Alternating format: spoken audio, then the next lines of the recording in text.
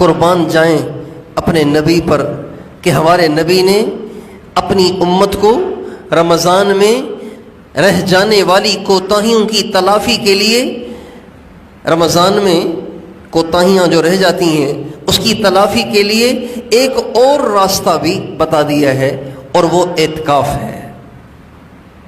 اعتکاف ہے ہمارے نبی کی سنت دائمہ، سنت مستقلہ، سنت مستمرہ ہے کہ آپ علیہ السلام رمضان کے آخری 10 دن کا اعتکاف کرتے تھے، یعنی 20ویں روزے کی مغرب سے پہلے پہلے مسجد میں تشریف لے آتے تھے اور آ کے مسجد میں ہی رہتے تھے۔ عید کا چاند دیکھنے تک آپ مسجد میں رہتے تھے۔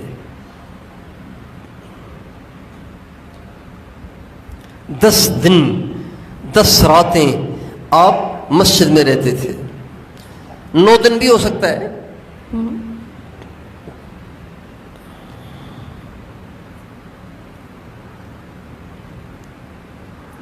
رمضان کے آخری عشرے کا جو اعتکاف ہے وہ 2 حج اور 2 عمروں کے برابر ہے۔ اور رمضان میں اعتکاف کرنے والے کی مثال بالکل ایسی ہے جیسے ایک شخص کسی کو پیغام بھیج رہا تھا، اس کو راضی کرنے کے لیے خط و کتابت جاری رکھے ہوئے تھا۔ جب خط و کتابت سے کام نہ ہوا تو آ کے اس کے دروازے پہ پڑ گیا۔ اعتکاف کرنے والے کی مثال بالکل ایسی ہے جیسے پہلے اپنے محبوب کو منانے کے لیے خط و کتابت کر رہا تھا، کال پہ بات کر رہا تھا اور موبائل پہ میسیجز کر رہا تھا، آپ راضی ہو جائیں، آپ کے بغیر جینا دشوار ہے، آپ کے بغیر زندگی اجیرن ہے۔ 20 دن تو کی منتیں، فون کر کے، میسیجز کر کے اور خطوط لکھ کر، اور 20 دن کے بعد جب اس نے دیکھا کہ ایسے کام بننے والا نہیں تو اب آ کے محبوب کے دروازے پہ پڑ گیا کہ جب تک تو راضی نہیں ہوگا میں تیرا دروازہ نہیں چھوڑوں گا۔ اعتکاف کرنے والا گویا محبوب کے دروازے پہ آ کے ڈیرا ڈال دیتا ہے۔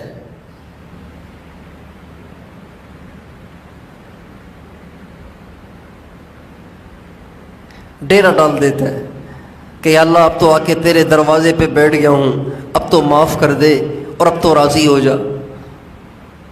ہمارے نبی کا ارشاد ہے المعتکف یعتکف الذنوب، جو اعتکاف میں بیٹھتا ہے پہلا فائدہ اس کا یہ ہوتا ہے کہ وہ گناہوں سے محفوظ ہو جاتا ہے۔ 10 دن گناہوں سے محفوظ، زندگی کے ایسے ایام قیامت کے دن سرخروئی کا باعث بنیں گے جو دن گناہوں سے پاک ہوں۔ قیامت کے دن زندگی کے وہ ایام زندگی کے باقی ہزاروں ایام میں چمک رہے ہوں گے جو گناہوں سے پاک ہوں گے، سرخروئی کا باعث ہوں گے، خوشی کا باعث ہوں گے، جن دنوں کو انسان نے گناہوں سے بچایا ہوگا۔ تو جو اعتکاف کرتا ہے نا، پہلا فائدہ اس کو یہ ہوتا ہے کہ اس کو اللہ پاک گناہوں سے محفوظ رکھتے ہیں۔ نمازیں ساری پابندی سے پڑھے گا، قرآن پاک تلاوت کرتا رہے گا، مسجد کا ماحول فرشتوں کا ماحول ہے، فرشتوں کی صحبت میں رہے گا، فرشتوں کی صحبت میں رہے گا تو فرشتوں کی صفات اس میں منتقل ہوں گی۔ ذکر کرے گا، درود پڑھے گا، بہت سارے کام انسان ماحول کی وجہ سے کر لیتا ہے، بغیر ماحول کے نہیں کر سکتا۔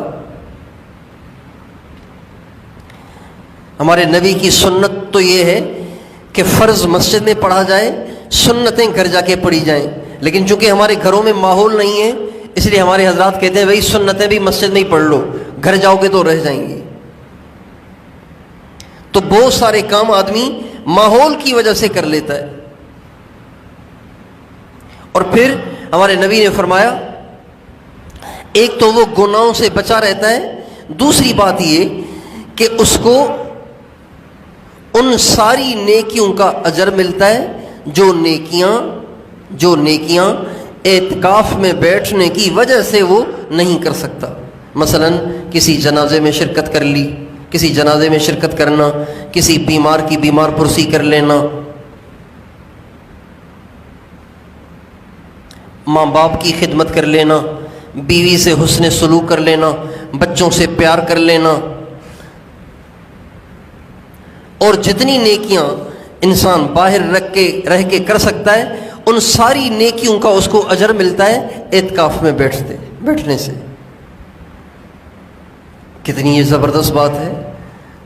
بیٹھا ہوا ہے مسجد میں اور باہر کی ساری نیکیاں کما رہا ہے. اور پھر اعتکاف کا ایک فائدہ یہ ہے کہ اعتکاف میں بیٹھنے والا شب قدر کا اجر تو پاتا ہی پاتا ہے. کیوں؟ اس کی وجہ یہ ہے کہ ظاہری بات ہے جو مسجد میں اعتکاف کرے گا ساری رات سوئے گا تو نہیں، کچھ تو عبادت کرے گا نا.